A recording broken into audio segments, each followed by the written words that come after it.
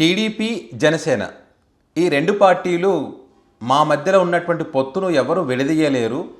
ఆ బ్రహ్మదేవుడు దిగొచ్చినా కూడా ఈ పొత్తును విడదీయడం చాలా చాలా కష్టం అని చెప్పి వీళ్ళు రెగ్యులర్గా చెప్తూ ఉంటారు. వీళ్ళు అధికారంలోకి వచ్చిన మొదటి రోజు నుంచి ఇప్పటి వరకు ఎక్కడో చోట టీడీపీ, జనసేన మధ్య గొడవ జరుగుతూనే ఉంది, ఘర్షణ జరుగుతూనే ఉన్నాయి. అది కూడా మాటలతో కాదు, కొట్టుకునే స్థాయికి కూడా వెళ్ళినటువంటి పరిస్థితి ఉంది. సో పోలీస్ స్టేషన్కి వెళ్తే కూడా అక్కడ జనసేన పార్టీకి మద్దతు కరువైనటువంటి పరిస్థితి, టీడీపీ పార్టీకి అనుకూలంగా అక్కడ పోలీస్ అధికారులు వ్యవహరిస్తున్నారు అనేటువంటి ఒక చర్చ కూడా ఉంది.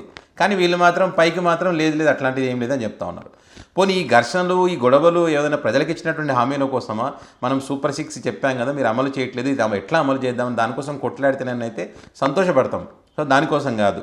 ఆర్థిక వనరులు ఏమున్నాయి, ఆర్థిక వనరుల ద్వారా మన జోబులు ఎట్లా నింపుకుందాం అంటే, మనం పొత్తులో భాగంగా గెలిచాం కాబట్టి, అధికారంలోకి రావడానికి మేము కూడా కీలక పాత్ర పోషించాం కాబట్టి, సో ఈ ఆర్థిక వనరులు కూడా మాకు కూడా భాగం ఉంటుంది, మేము కూడా సంపాదించుకోవాలనే విధంగా వీళ్ళ వ్యవహార శైలి, వీళ్ళ గొడవలు ఉన్నాయి. సో ప్రస్తుతం ఇప్పుడు కడప జిల్లాలో ఇసుక కోసం టీడీపీ, జనసేన ఇద్దరు కూడా కొట్టుకోవడం జరిగింది. దానికి సంబంధించిన చర్చ, దానికి సంబంధించినటువంటి వీడియోలు కూడా పెద్ద ఎత్తున వైరల్ అవుతూ ఉన్నాయి. సో ఈ మధ్య ఎందుకంటే అక్కడ ఉన్నాడు ఎవరో ఒకరు, ఆ పార్టీ ఈ పార్టీ కదా, వీడియో తీయడము, సోషల్ మీడియా వేదికగా పోస్ట్ చేయడం, అది పెద్ద ఎత్తున వైరల్ కావడం. సో మరొకసారి అట్లా కడపలో రచ్చకెక్కిందనమాట వీళ్ళ ఇసుకకు సంబంధించిన గొడవ వివరానికి సంబంధించి. దానికి సంబంధించి సాక్షిలో ఒక వార్త కూడా వచ్చింది. ఇసుక కోసం తెలుగుదేశం పార్టీ, జనసేన పార్టీ నేతలు గురువారం సిగబట్లు పట్టారు. టీడీపీకి చెందిన మాజీ ఎమ్మెల్సీ బీటెక్ రవి వర్గీయులు, సిద్ధవట మండలం జనసేన పార్టీ నాయకుడు అధికారి కృష్ణ వర్గీయులు బాహాబాయికి దిగారు. వైఎస్ఆర్ కడప జిల్లా కలెక్టర్లోని రెండు వర్గాలు తీవ్రంగా ఘర్షణ పడ్డాయి. జిల్లాలోని సిద్ధవట మండలం గుడ్లమూల గ్రామం వద్ద ఇసుక రచ్చుకు గనులు భూగర్భ శాఖ జిల్లా స్థాయి ఇసుక కమిటీ షార్ట్ టెండర్ నోటిఫికేషన్ విడుదల చేసింది. గురువారం సాయంత్రం 5:30 గంటల్లోగా టెండర్ దాఖలు చేయాలని, 17వ తేదీ ఉదయం 10 గంటలకు టెండర్లు తెరుస్తామని నోటిఫికేషన్లో పేర్కొన్నారు. టెండర్ దాఖలు చేసేందుకు కలెక్టర్ భవనంలో mines and geology deputy director కార్యాలయానికి ఇరు వర్గాల నాయకులు గురువారం ఉదయమే చేరుకున్నారు. టెండర్ పత్రాల దాఖల సమయంలోనే వివాదం మొదలైంది. తమ సొంత మండలమైన సిద్ధవటంలో ఇసుక టెండర్లు తమకే దక్కాలని అధికారి కృష్ణ వర్గీయులు పట్టుపట్టారు. అధికారి కృష్ణ వర్గీయులు అంటే జనసేన పార్టీకి చెందినటువంటి వాళ్ళు. మరి అదేవిధంగా బీటెక్ రవి వర్గీయులు ససమీరా అన్నారు, కుదరదు అన్నారు వాళ్ళు. ఇటు టీడీపీ పార్టీకి చెందినటువంటి నాయకులు బీటెక్ రవి అంటే అధికారి కృష్ణ వర్గీయులు అయితే ఉంటారు. జనసేన పార్టీకి చెందినటువంటి నాయకుడు వాళ్ళ వర్గీయుల వాళ్ళ చేతిలో ఉన్నటువంటి టెండర్లకు సంబంధించిన పత్రాలు ఏవైతుంటాయో ఆ పత్రాలు టీడీపీ పార్టీ నాయకులు లాగేసుకున్నారు. వీళ్ళ దగ్గర పత్రాలు లాగేసుకొని ఇక వేరే కాంట్రాక్టర్ కూడా ఎవరెవరు వస్తారు కదా, వాళ్ళని కూడా అక్కడి నుంచి భయపెట్టి పంపించేస్తారు.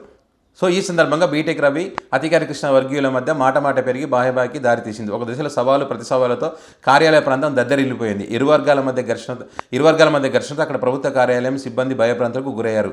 1 టౌన్ సీఐ రామకృష్ణ తన సిబ్బందితో అక్కడ చేరుకుని ఇరు వర్గాల వారిని చెదరగొట్టారు. ఘర్షణ వాతావరణంలో టెండర్ వేశారు. కడప ఎమ్మెల్యే మాధవరెడ్డి వర్గీయులు సైతం టెండర్లకు హాజరయ్యారు. టెండర్లు ఖరారు చేస్తారా లేదా తిరిగి నిర్వహిస్తారా అనే విషయం కలెక్టర్ నిర్ణయాన్ని బట్టి ఆధారపడి ఉంటుందని అధికారులు చెప్తా ఉన్నారు. సో మొత్తం వ్యవహారం అంతా కూడా సోషల్ మీడియా వేదికగా పెద్ద ఎత్తున చర్చకు దారితీసింది.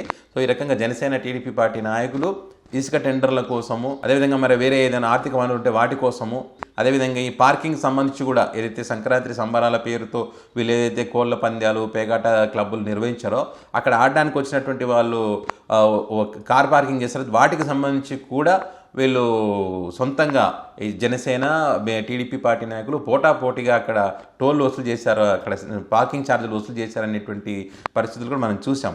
సో ఈ రకంగా వాళ్ళ జోబులు నింపుకోవడానికి ఘర్షణలు పడుతున్నటువంటి పరిస్థితి, తద్వారా సామాన్య ప్రజలను కూడా ఇబ్బందులకు గురి చేస్తూ ఉన్నారు. వీళ్ళు గొడవ పడుతున్నప్పుడు ఖచ్చితంగా భయభ్రాంతులకు గురవుతారు అక్కడ ఉన్నటువంటి ప్రజలు కానీ, ఏమైనా అవసరాలకు వచ్చి పనుల కోసం వచ్చినటువంటి వాళ్ళు కానీ, మిగతా కాంట్రాక్టర్లు కూడా పాపం వాళ్ళని భయపెట్టి పంపించేస్తారంట. సో ఈ రకంగా వాళ్ళు వివరిస్తుంటే వీటికి సంబంధించి ఎక్కడ కూడా వాళ్ళు వార్తలు రాయరు, ఎక్కడ గొడవ జరగలేదు, అంత ప్రశాంతంగానే ఉందని చెప్పి చెప్తారు. అధికారులు మాత్రం ఇంకా మా దృష్టికి రాలేదు, మా దృష్టికి వస్తే అన్ని వివరాలు చెప్తాను, వాళ్ళు కూడా తప్పించుకునేటువంటి ప్రయత్నం చేస్తూ ఉన్నారు.